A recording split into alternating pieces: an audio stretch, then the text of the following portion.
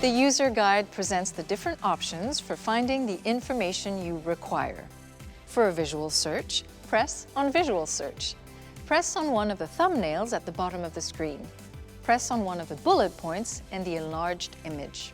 For a search by warning light, press on Warning Light.